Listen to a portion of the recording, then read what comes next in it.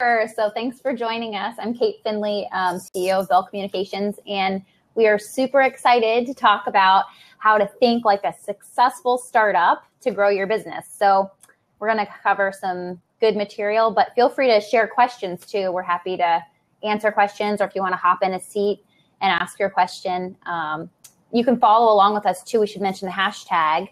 It's hashtag TBJA chat. Yep, there's Maria. Yay, Maria. Oh, awesome. This is so cool. Hi. Hello. Can you guys hear me all right? Yeah, hello. I love this because these are two fabulous guests who've been on the Brand Journalism Advantage podcast. And Maria, I just got to thank you. You've been on not only this podcast, but you've actually been on another one that I do with Newsmodo out of Australia called Brand Storytelling Podcast. And you've shared so much insight. And Kate's episode is episode 166, which runs tomorrow. So that's kind of why we put this together. Kate was really influential in saying, hey, you got to check out Blab. You know, I'm used to my Periscope folks over here. And so so I was like, cool. So I'm trying to run it at the same time, but we'll see how that goes. And then we'll drive traffic more over to Beta or to Blab to test it out, because if this works well, we'll make this a regular gathering. Yeah, now I'm encouraged to really get on Periscope. We've been thinking about it, and it's always, like, oh, well, when are we going to, use that? But Maria, you use Periscope too, right? Actually, no. I've been on Periscopes. I've actually done Meerkat. Yeah. So Periscope's on my list, like Blab has been. So we're trying things new. Yeah, I like Meerkat too. So here's what I'm going to do. Give me just 1 minute. I'm going to say goodbye to the Periscopers here because it's right now under a test. And I want to relabel that and have it go out to the Twitter feed, give everybody a chance to join us who wants to participate. And then we'll start. We're going to dive deep into this to think like a startup to transform your business. A lot of great information. So talk amongst yourself for a second. That's great. Yeah. Bye, Periscopers. You guys who are watching right now, if you want to submit questions, or you can either submit them here, or you can do so via Twitter using the hashtag TBJA chat. So any questions you have on really anything we'll answer here, but we're kind of focusing a lot on the difference between thinking like a startup versus just running your business traditionally, and how you can leverage that, whether you're a startup or not, to really, transform what you're doing in your team and with your brand. So fun stuff. But Maria, so tell me a little bit about, your business and what you do while we're waiting. Sure. Well, I actually help people with people-to-people marketing. So it's a lot of word of mouth. I have the chance to train and work with them. I am a trainer with Constant Contact. So that keeps me out working with small businesses a lot. Plus, I also run my own business. Then I'll do a lot of different things as far as working with startups and making sure that they are getting the online reviews, that they're managing them well and in a ethical way that keeps them on top of mind. And then also I help people with their referrals and, again, review management. So it's been a lot of fun. That's really what I get involved with. A lot of people know me on Twitter for Brand Chat. Yeah, that's what I was going to ask you about. That's awesome. That is really great. Tell her a little bit about that, because you got me really into this and to thinking about how can we start doing this so that we can take the Brand Journalism Advantage podcast just from being, only in people's earbuds and actually into a conversation on the web. Really, Brand Chat has been a wonderful event. I mean, it started as just 3 people wanting to chat with each other and talk about marketing and branding. And that was 6 years ago. Oh, and wow. We meet every Wednesday, 10 o'clock Central Time. We chat for an hour about everything branding. And it's huge now. I mean, we have so many people who come into the chat from all over the country. We have students from different universities coming in to attend. And it's been really exciting to see everybody share their knowledge. I always tell people branditos make the chat. A brandito is a term of endearment that we use for somebody who shares their insights and is active in the chat. So we have lots of fun every Wednesday. And anybody who's a great chat ambassador, every week we award the Brandito cap. And so what's exciting is when we go to conferences now to see people with a Brandito cap, or when I get to meet people live. So it's been exciting to start the relationship, but then to continue it in live venues. And what time is that on Wednesdays? It's 10 o'clock on Wednesdays. It's on Twitter. It's very solid 7 questions, because it's not just the questions that we want to get knowledge on. It's also the chance to converse and have those side conversations. You know that in any conference, it's the conversations in the hallway and afterwards that are really valuable. And that's what we have during the chat. That's awesome. I'll definitely have to join that. I was checking it out last week, and it seems like the topics are really good. And you have quite a few people that get involved in it too. Periscope. We do. We have lots of fun. We have actually this Wednesday, tomorrow, it'll be Brandarchy, which happens only the 5th Wednesday of the month, and that's just a free for all about branding. That's actually led by our chief brand archist, Gary Nix, out of New York. So Gary is the one who heads that up, and I've been fortunate enough to have some great people involved in leadership with Brand Chat. Awesome. So I'm going to jump in. I've got the Periscope. Hey, thanks. I got the Periscope folks on. So thanks for joining us, guys. Hey, Sean, how are you? Love it. Love the fact that you guys are here. We're doing something really cool. We are doing a Blab chat, but we are also on Periscope. And ideally, if you guys can hop on over to Blab, that would probably be the best, because we can actually open up a seat. We're recording it there, so we'll also be able to replay it later. What we're doing is the first ever the Brand Journalism Advantage chat. It's chat number 1. I've got Kate Finley and Maria Elena Duron on. Both have been guests on the show. So we don't want to recap too much. We want to move forward because we're about 6 minutes after the hour now, and we've got an hour time together. We're talking about how you think like a startup to transform your business. So Periscopers, if you shoot me a question, I'll be sure to relay that over. But the problem is you might not hear it. So unless you tune in on Blab, but we're kind of working through this technology stuff, and it's a lot of fun. So first, Kate, very briefly, tell us a little bit about yourself. And by the way, note that on thinklikeajournalist.com, Kate will be on for episode 166 with lots of great tips on business and branding. Yep, that'll be out tomorrow. So, so I am from Columbus, Ohio, and I own a integrated marketing and digital PR agency. And a couple unique things about that. I've been doing it for about 2.5 years. I started it when I was 28. We are a virtual agency, so we have team members in Chicago and DC and Nashville and all over the place. And one of the things and the reasons we're kind of talking about this is one of the things I did early on was kind of look at what makes startups successful and how do you kind of apply those. And we use those principles and talk to our clients about kind of like what you're saying, Maria, where you're talking about branding and how do you grow, and reach your goals. And then for our purposes today, that's what we're going to kind of dig into, the mindset that you need to have. Like, not everyone is a startup, but we can all learn from startups and take those elements and apply them, whether we're a 50-year-old brand or we want to just hone in on a product line that markets to millennials or whatever. That's what we're going to kind of dig into today. Very cool. And Maria, I just love your background. I love the fact that you are so into these brand chats and Twitter chats. Tell us just briefly about that. And I'm going to look up which episode number you are, because you gave so many invaluable tips in that episode about how to do it.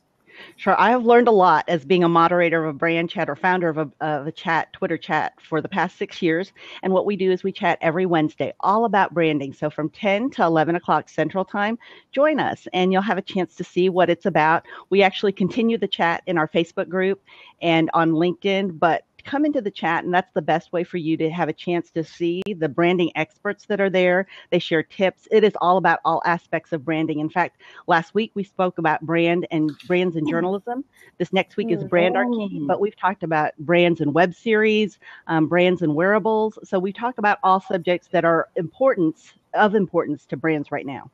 And brands and journalism, that's so important to me. My background, just very briefly, is I came from the broadcasting world. I spent about 20 years in TV.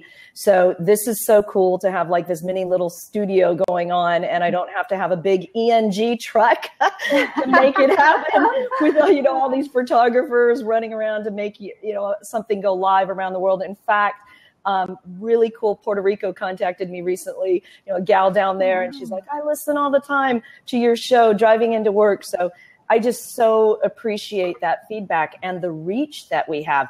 But brands now have the ability to be their own media. And so as we're diving into thinking like a startup, you also got to think like a publisher. I know, Maria, you agree with that, because as you think like a publisher or a journalist, you're able to tell your own story.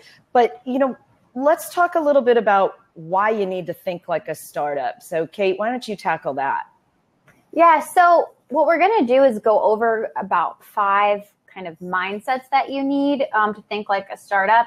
And the whole reason this kind of comes about, when you look at a traditional organization, a lot of times they can be a little slower moving, a little slower to adapt to technology, maybe not as open to new ideas, or you maybe have to pass through the red tape and process and everything to kind of get something moving. And while there are important elements there that you want to hang on to, like a process is super important. You need to know how to clearly communicate and make sure that you're keeping lines of communication open and clear. There are some tweaks that you can make in your thinking. And that's kind of what we're going to go over today, because when you start making these tweaks, what you're going to see is that you will be able to bring things to market more quickly, that you'll be able to connect better with your team and technology and your customers. So kind of like what you were saying, thinking like a publisher in that sense too, this mindset of a startup, making sure, and these are some of the tips that we share, we'll be going over tomorrow too in the podcast. We talk about, you know, what does your online presence look like on social and all of that, and how important that is. So today, you know, with what we're diving into here now, it's something that the hope is you'll be able to even take some small elements that you can either take to leaders on your team or just for you as the leader to think about. Really, really good. Maria, you want to add anything to that? I think Kate hit it succinctly. It is about being lean. It's about being open to new technology and open, and also really reaching out to your connections, because I think as a startup, you are always trying to do everything with such a tiny little budget. Yeah. And I think if you keep that in mind, if you stay frugal, if you stay very aware of what's happening within your connections, within your industry, and then also technology wise, you'll go far. Even as you get bigger as an organization, keeping and thinking like a startup is so helpful to you in being able to market your business smartly. Stay frugal, stay aware. I love it. I mean, that's just so right on target.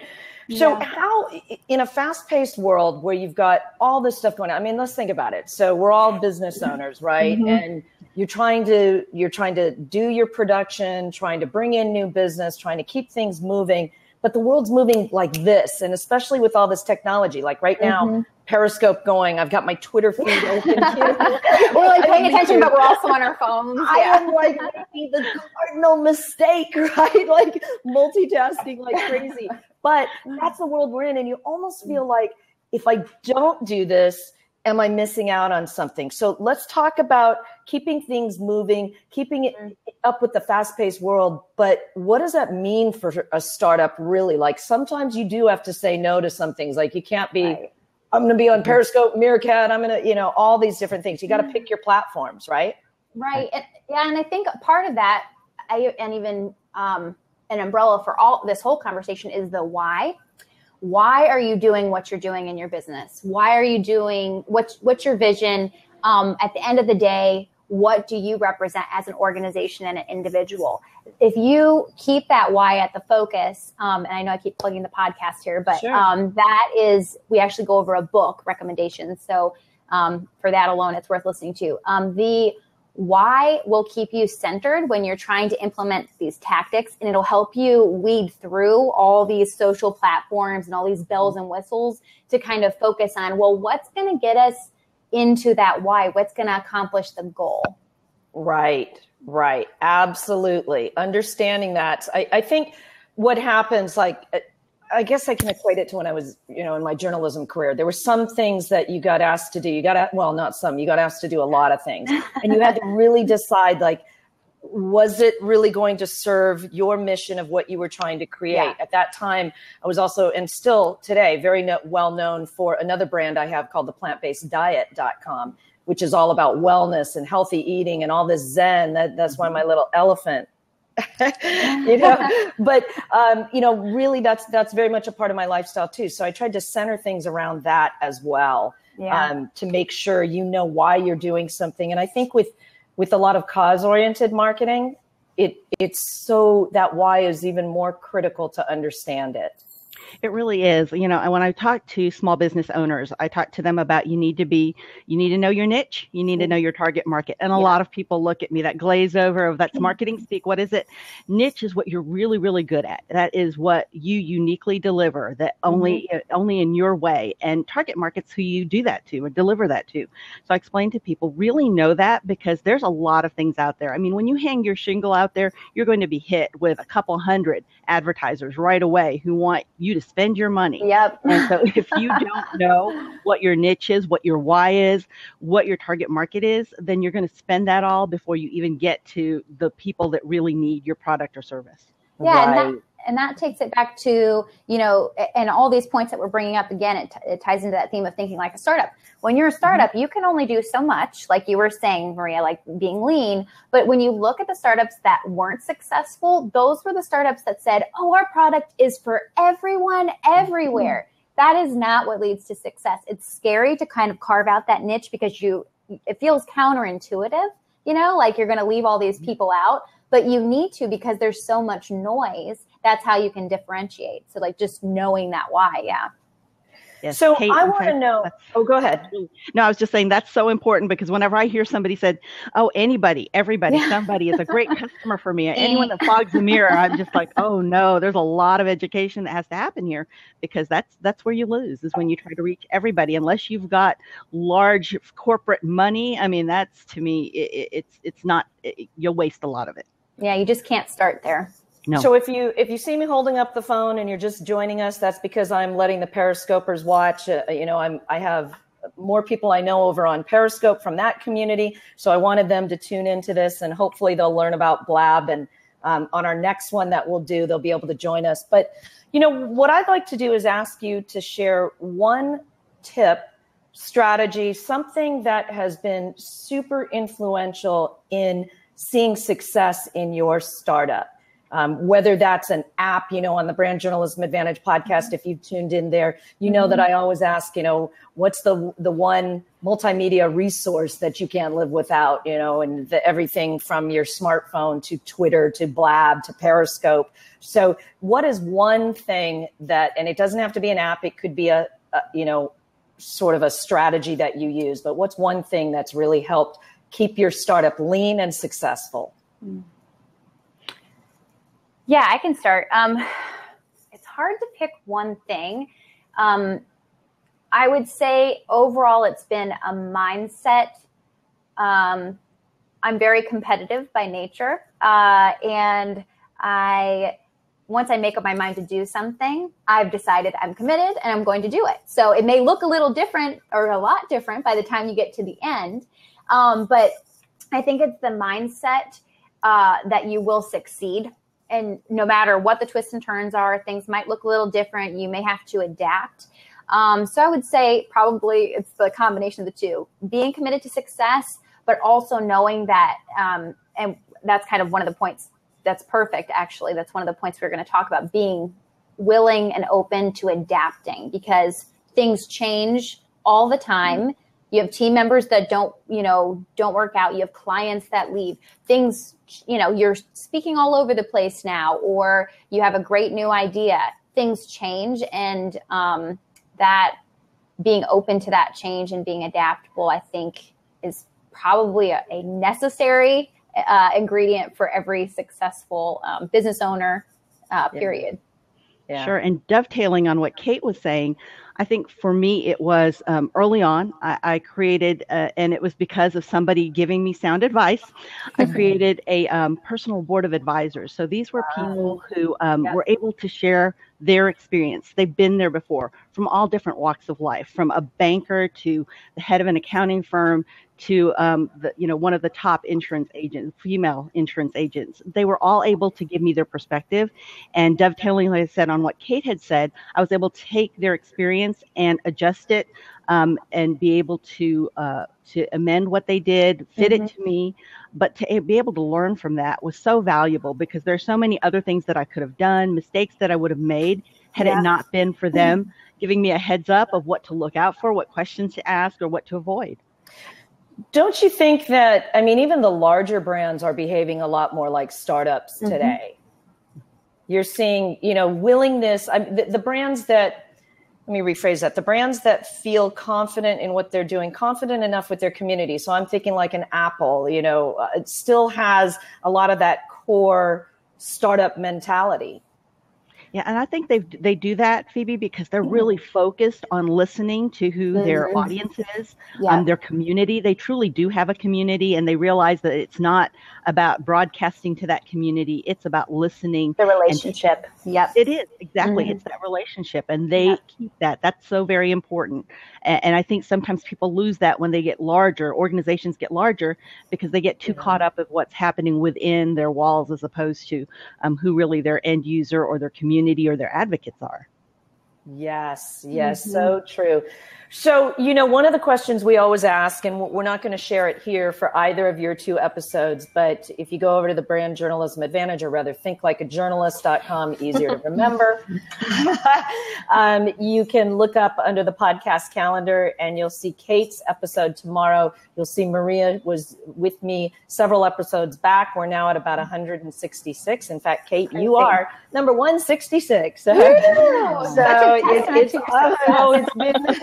It's been a labor of love. That's all I'm going to say. Releasing 3 a week, but it's seriously, it's been a lot of fun. And what's kept me going is hearing from people, hearing from the people on Periscope, hearing from the people who tweet. And like I said, Maria, you've taught me so much I've put into place since our episode together.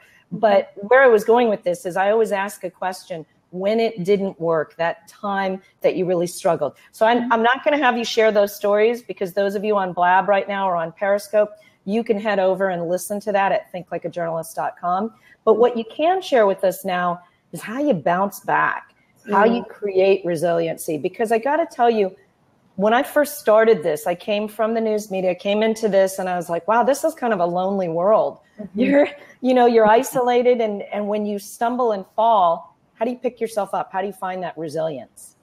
Yeah, and I think it's especially hard when you've gone out and you've committed to succeed, right? So everybody knows what you did. Like, the product's out there, the service is out there, your face is out there. And then whether you kind of fail completely, or an element fails or doesn't work out how you thought it would, so you're changing, it can be an ego blow. Right. For sure.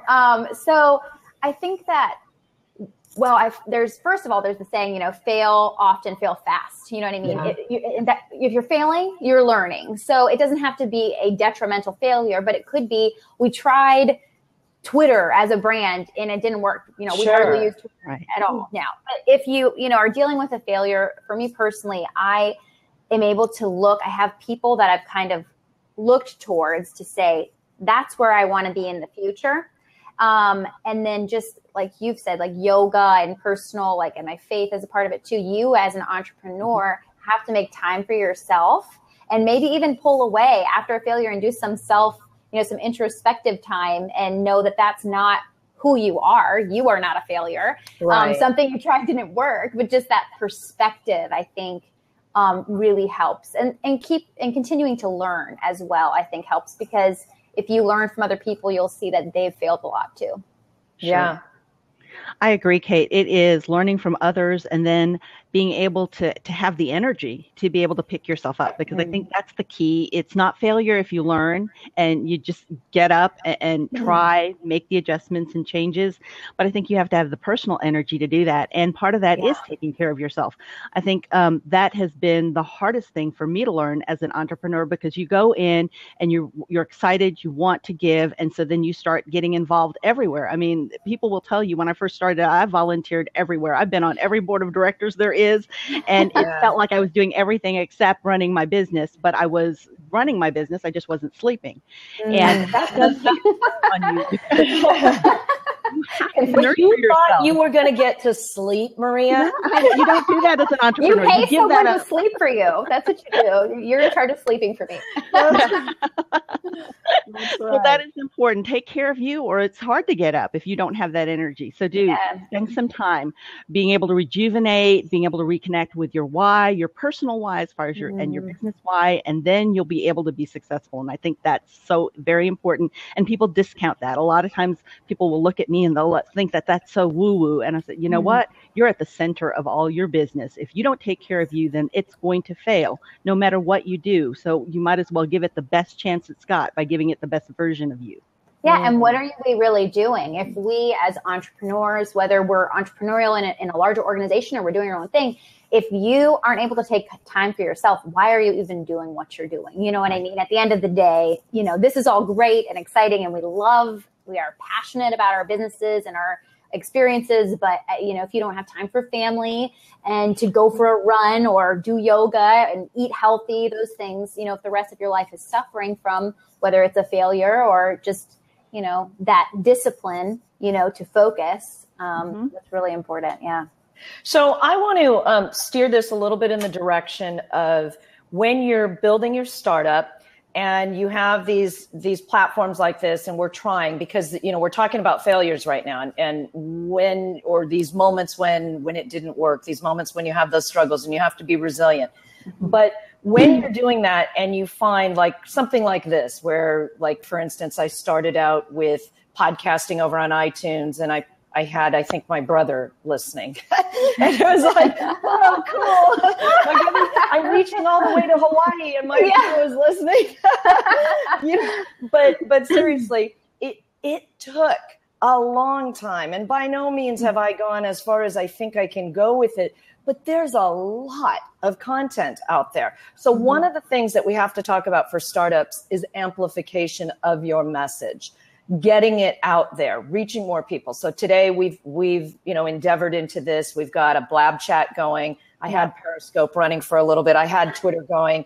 You know, that's what you see me. I'm not answering my emails. I'm actually tweeting out stuff, paying attention to our lovely guests. But the whole thing is that brand amplification of messages is really tough to do. So what strategies are you using? How are you impacting your, you know, listeners, your viewers, people who come to your blog? How are you making an impact on their lives and how are you reaching them?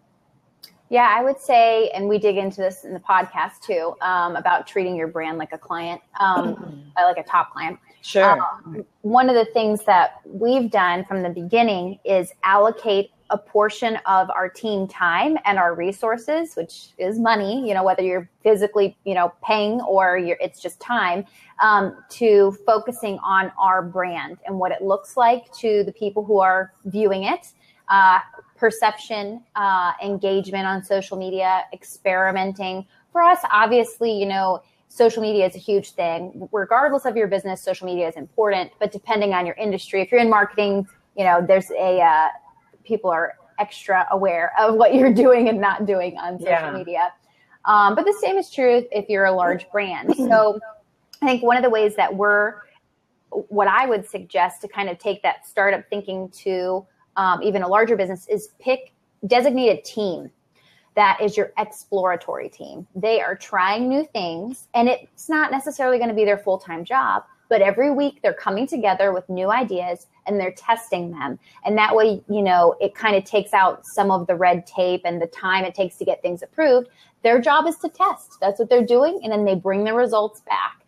So I would say that's probably one of the ways that we've employed as an agency and that I would suggest for brands.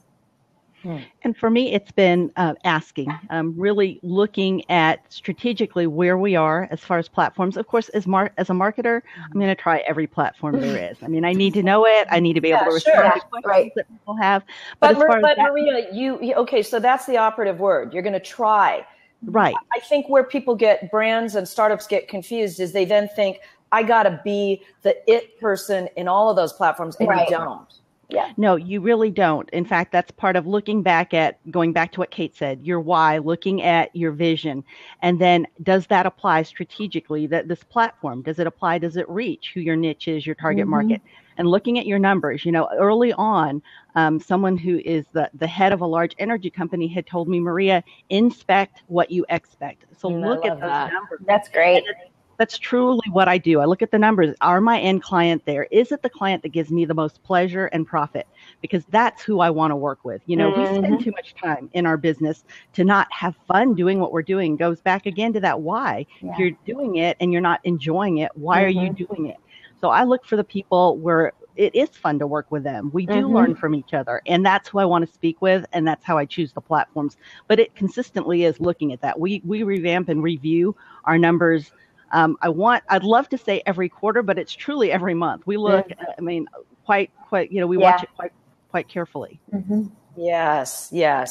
And so it's very cool. I'm seeing through the Twitter feed, just really cool. Sally Hendrick, of course, Bell Communications, that's Kate's business, is all over this. Colin Scotland added us to the Blabbers list.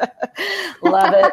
So really great. Hey, great job. Your team's doing a great job over there at Bell Communications capturing us. And if you guys have questions too, feel free. You can either submit them here or use the TBJA chat hashtag. It's a mouthful. Okay. Just TBJA chat, and that's it. Yep. That's it. And Heather Allen, thank you so much. Listening in. Appreciate that. A lot of good stuff coming through.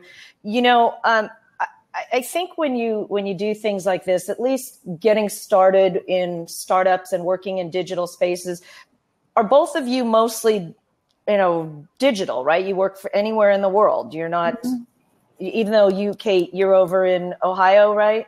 Yeah. And so we have some Ohio clients and some in Columbus, but we have national and international brands. And and you might do this too, Maria. It's neat because with talent, even nowadays, you can just work with someone virtually. And, we have, in November, we're all getting together in person in Nashville as a team. Fun.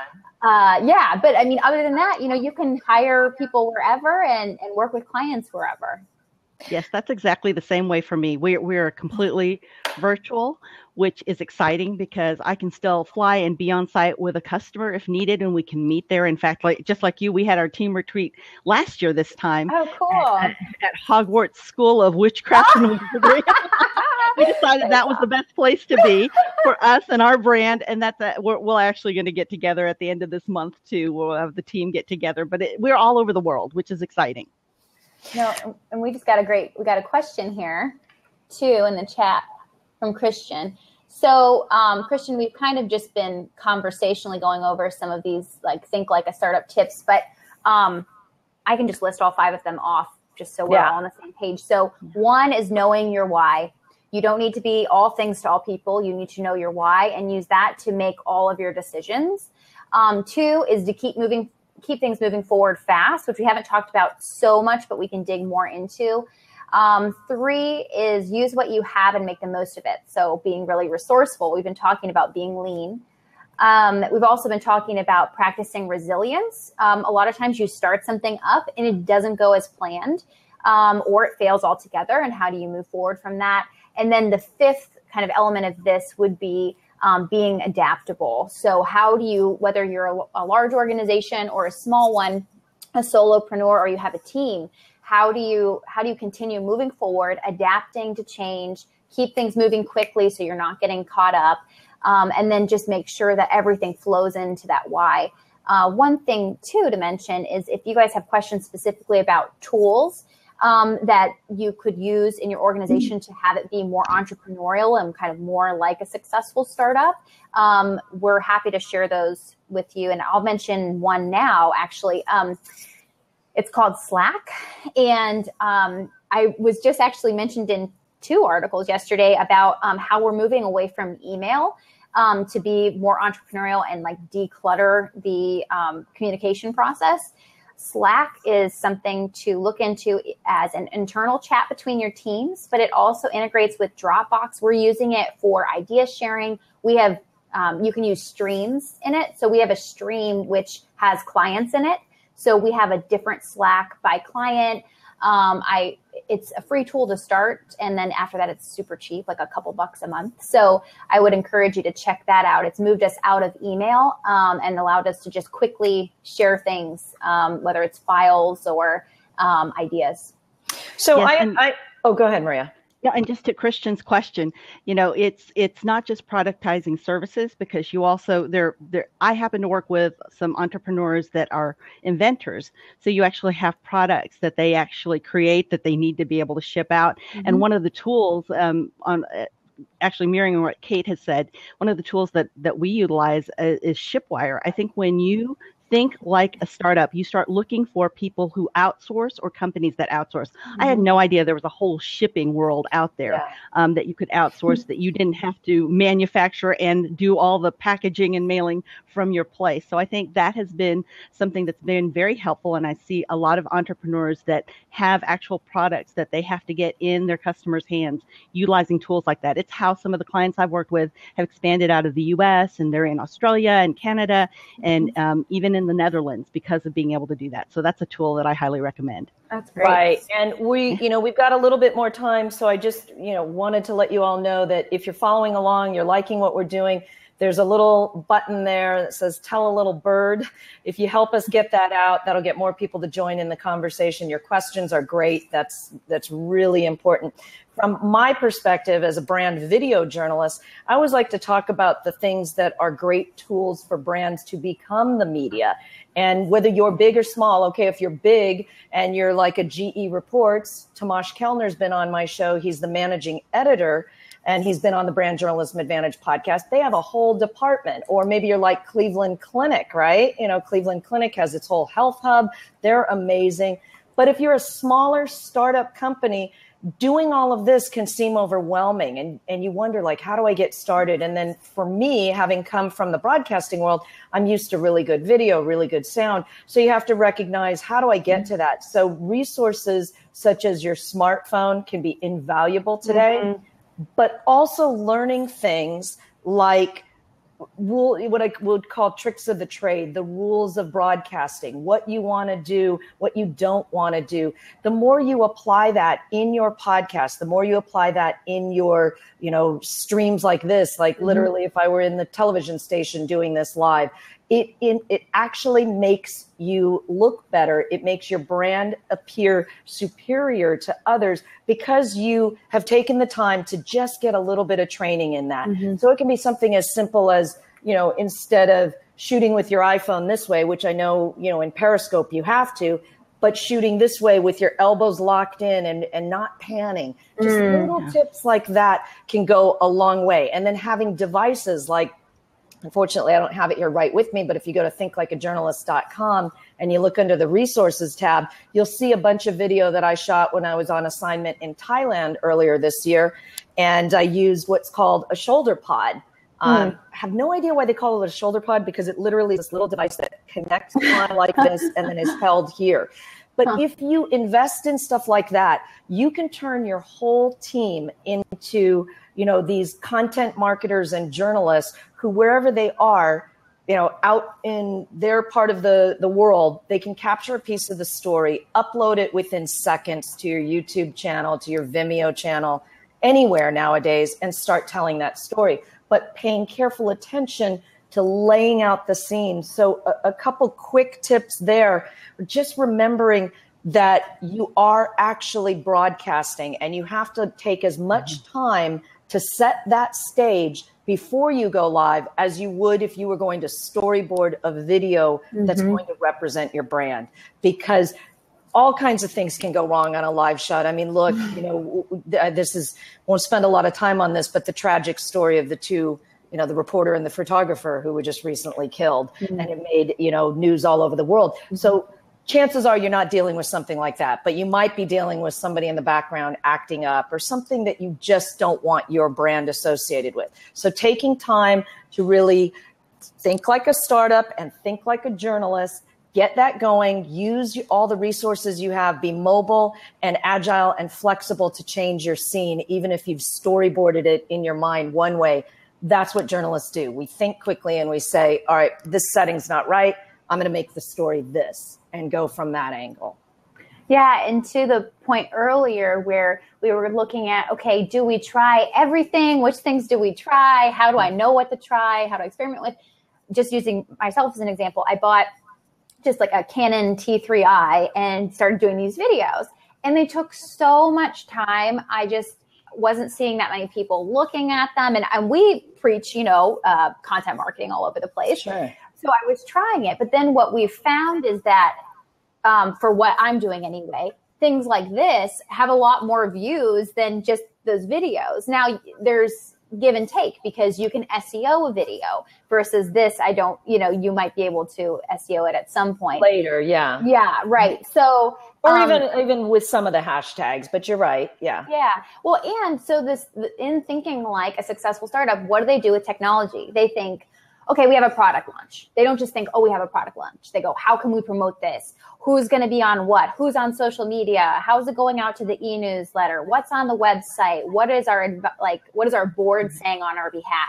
Who can we leverage as brand ambassadors? And that with video is great because that's, if you are having an event or whatever, what should you be doing? You should be live tweeting it or use Blab or Periscope.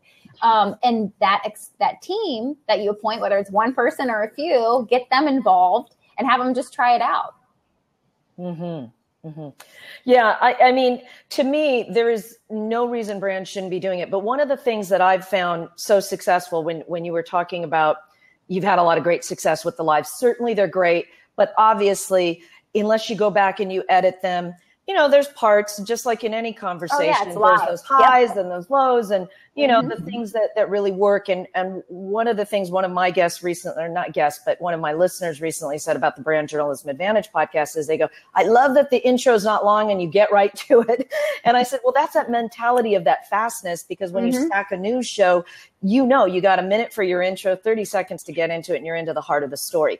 But in doing this, what you can do is you can really map it out before. So if any of you who are listening in, like Mr. Wonderful, I just had to mention that one. That's so cute.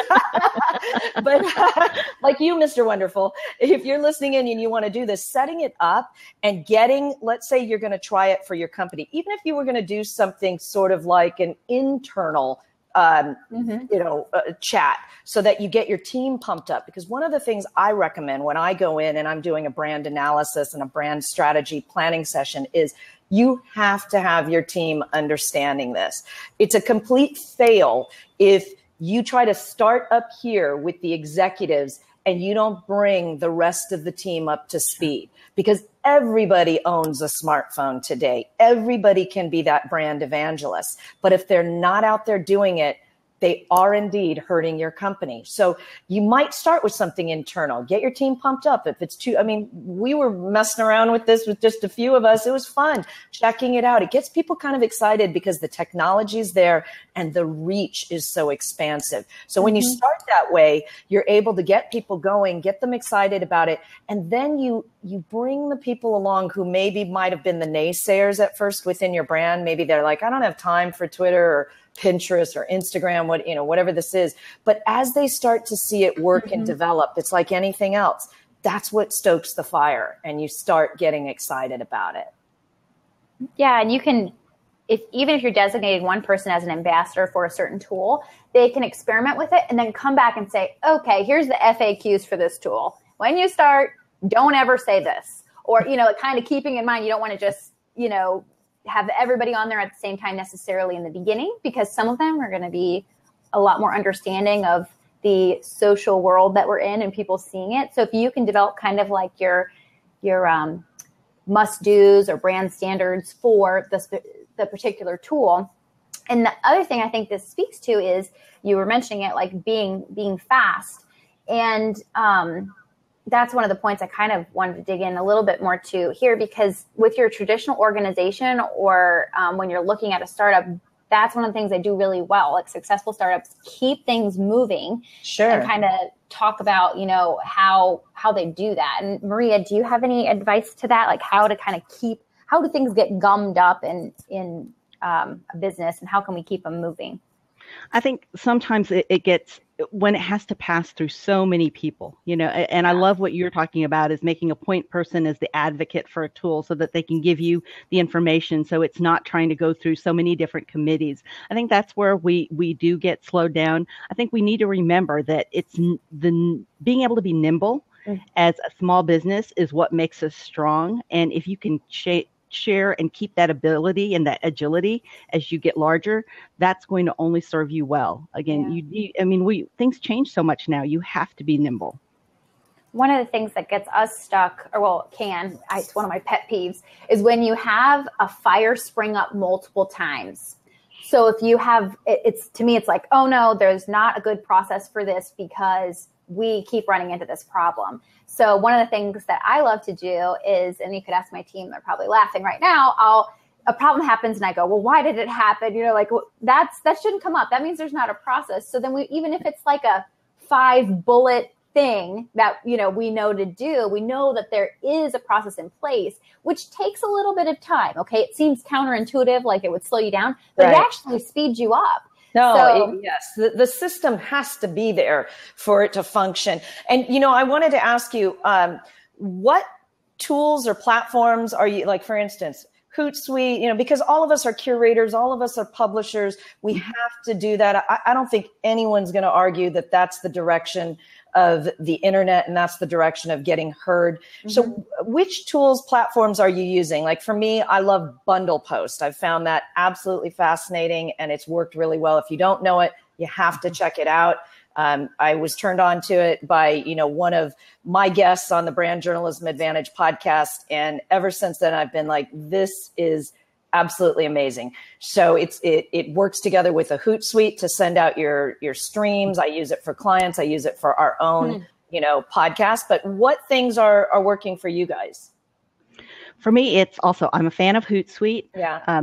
Sendable. I'm also a fan of Sendable and Sprout Social because you have a chance to measure. Sendable can reach out to Tumblr and even into Pinterest. So I do like all of those. But as I said, big fan of Hootsuite. And then another I love is review trackers. I actually see so much value because reviews are a form of word of mouth. And so if you don't know what people are saying out there about you, then how can you respond? And people expect a response, positive or negative. They want some sort of response to know that a brand is listening.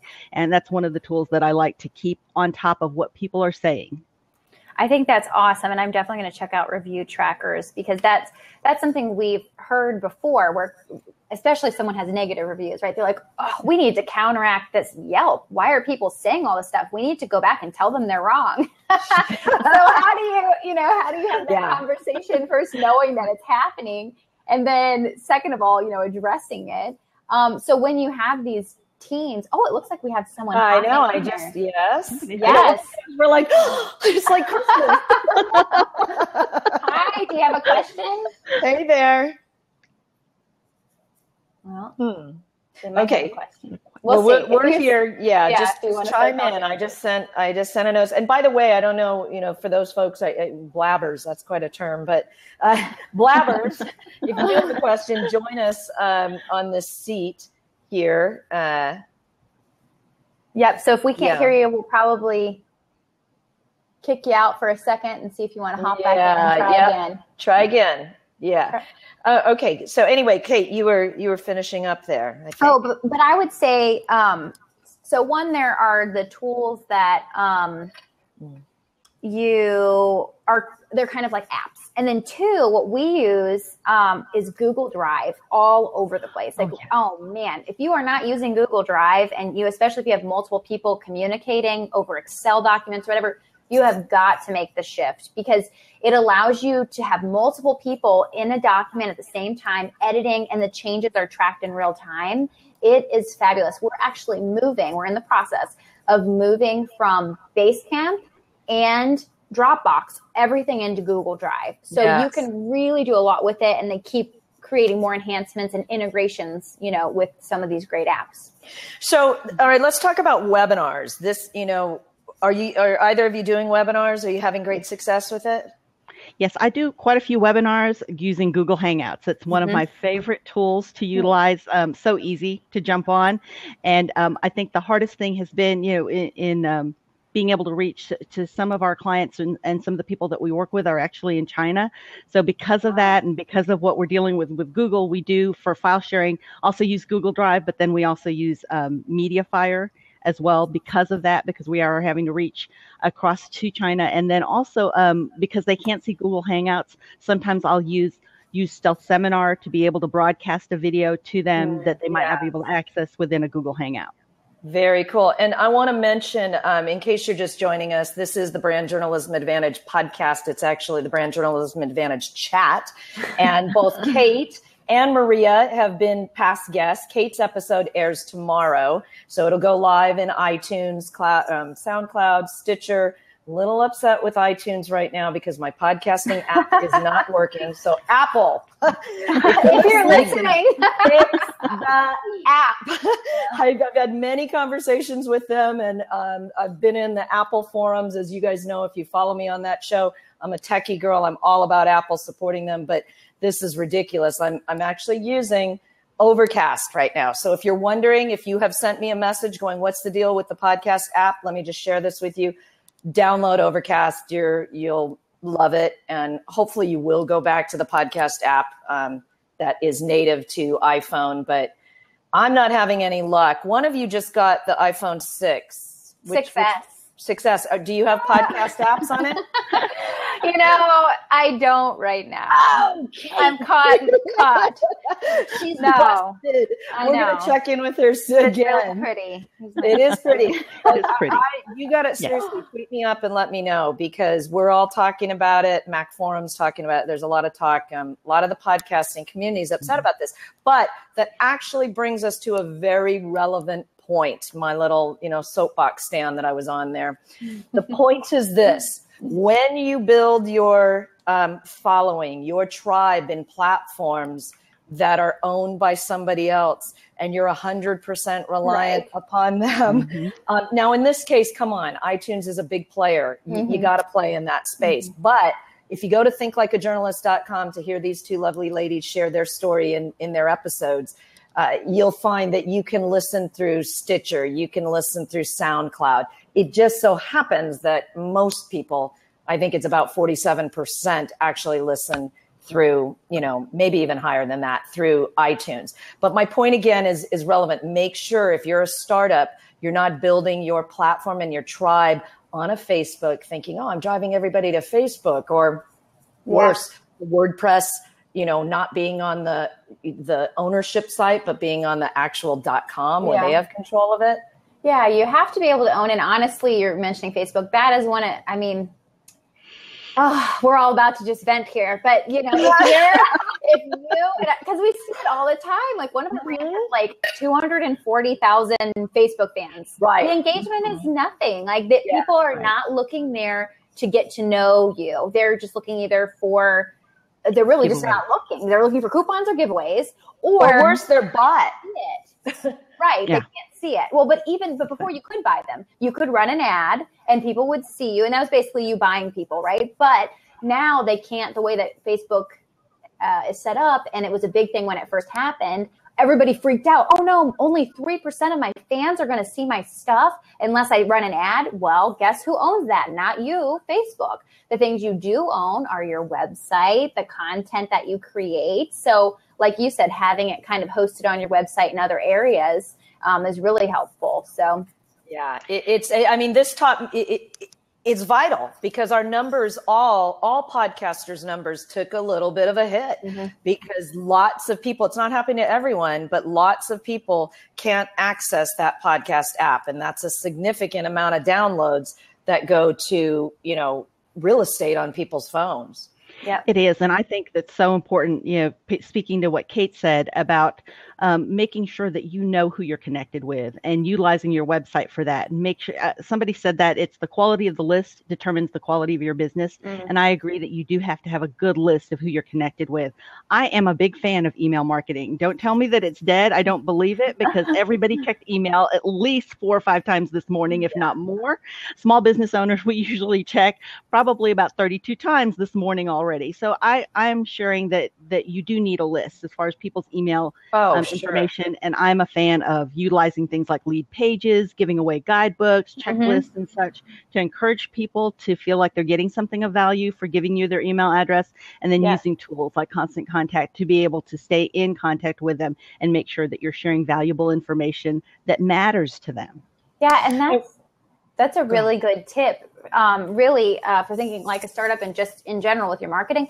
So email is still relevant. I mean, I would love to see email go away. I'm not going to lie about that. It's like voicemail to me. I'm like, just please never leave me a voicemail ever again. Anyone, please. Right. Text me. Yeah. But what's happening is because you have options like the Skim, which is giving you your bunch of news, and you don't have to subscribe to CNN and all these other sites, or where you can clean up your inbox and make it so that all of your e-newsletters go into one, email. And I'll look that up in a minute, what that tool is. Do you know what that is? It's called, I think it's Unroll Me. Unroll Me. That's it. Thank you. Exactly. I'm a fan. You can use Unroll Me. And then so it puts everything together in one email, all the things you're subscribed to. But then if you don't read that email, it gets lost. So it's more important than ever, to your point, to make sure that when you get those email addresses, not only are you giving a great opt-in incentive, but you're making sure that you give great, compelling content with visuals, like Phoebe was talking about, to keep people looking back.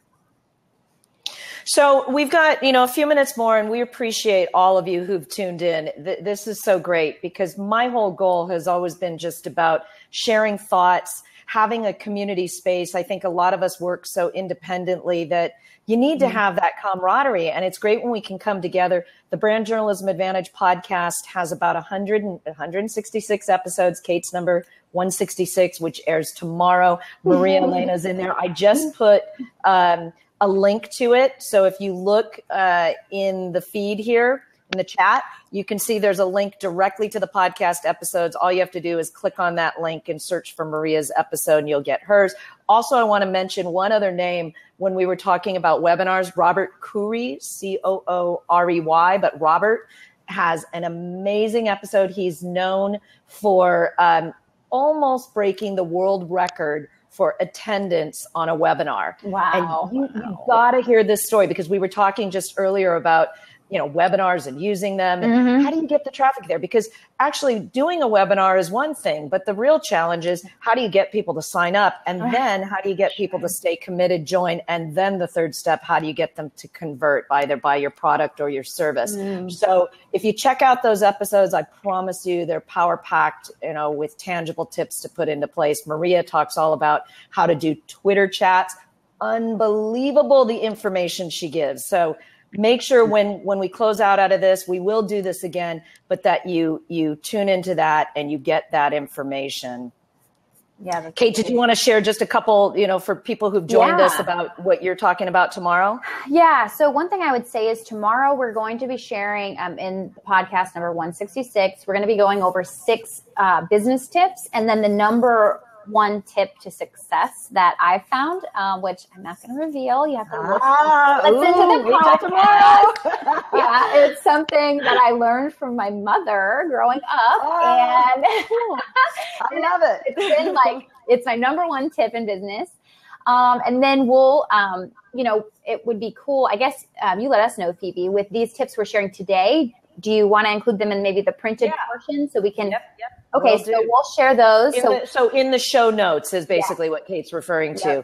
It'll be, so you use the link I just sent you, or you hit up thinklikeajournalist.com. In her show notes, that's where you'll find these tips as well from today's conversation. Yes. And then the other thing too is, this is our first Blab, but really appreciate the feedback that you guys are saying we're doing pretty great for our first one. Great. Thank you. But any ideas you guys have, if you want future topics, we would love the feedback.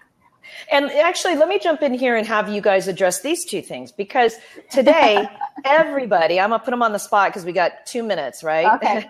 So everybody's a writer. And I know I saw it in here. Let me try De Boozman. Yeah, I love it. Yeah. But wanted to know about writing. And so quickly, I've been a journalist for 20 years, worked in print, radio, TV.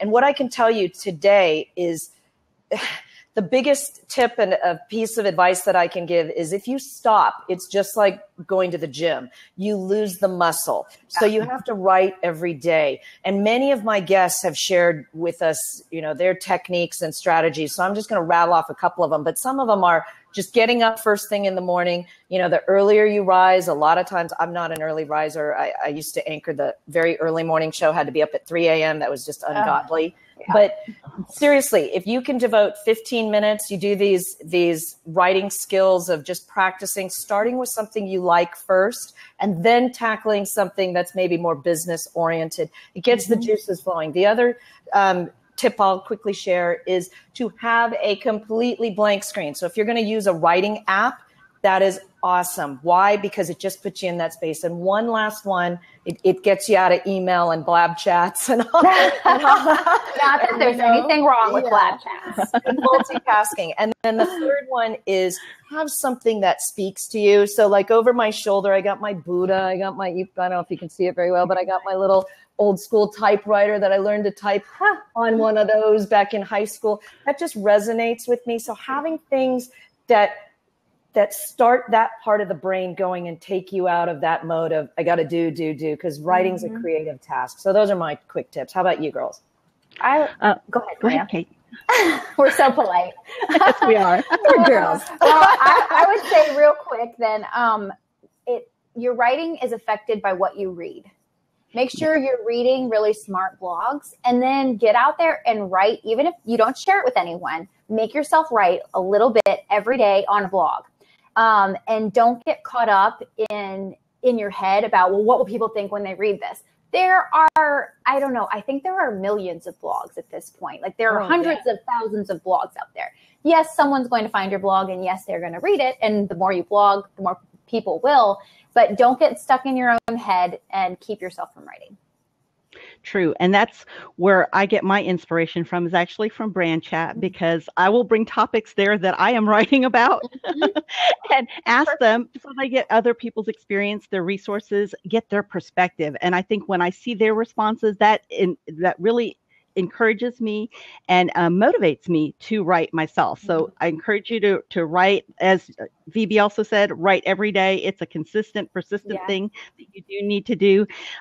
Be a wonderful reader, because then you do learn a whole bunch from other people too. So it's, again, and when I say reader, it's not just blogs and publications, but other chats as well. I jump onto other chats. So I'm not just about Brand Chat, other chats, so that I can get other people's perspective, insights, or see what matters to them.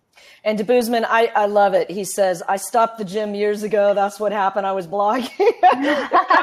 I hear you. Well, this is me speaking from the plant-based diet. Get your butt to the gym. We didn't even talk about paleo versus plant-based. Oh, no, Kate. That's a whole nother show.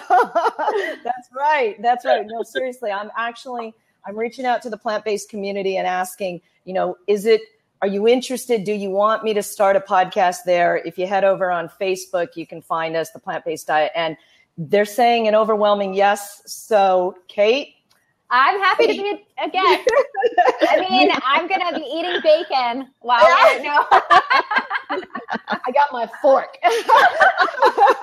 No, you know what's really cool about this? Just on a side note, what's really cool is I'm not a vegetarian. And what I promote, I take some flack for that, because sometimes everybody goes, the plant-based diet. And I said, plant-based does not mean plant exclusive. So that being said, I'm not over there, pitching bacon, but I'm not, I gotta be honest, I'm not a vegetarian, but this has been a lot of fun. I love how you guys have started to engage with us. I think when people tune in at first, it's like, oh, am I supposed to say anything? They're, kind of like a fly on the wall, but it really seriously makes the conversation so much more fun. And we learn so much more. So all of you guys participating, and helping out, thank you so much. I think you'll be able to share this from my profile here, because I think it stays live if this is my first one, so I'm not quite sure. Thank you. Yeah. But what you can do is you can also go over to Think Like a Journalist, listen for their podcast episodes. You'll see a lot of great people like Joe Polizzi, Marcus Sheridan, Mark Schaefer. These guys, they've written books. They're, very well connected in content marketing. And then there's also a lot of other people who talk about entrepreneurship, like Boss Mom, Dana. So lots of really, really great tips from those podcasts. So Kate, thank you so much. Maria, you've been fabulous as always. I appreciate you ladies. All right. Thank Have you, a great Phoebe. day, everybody. Thanks for joining us. Bye-bye. Bye.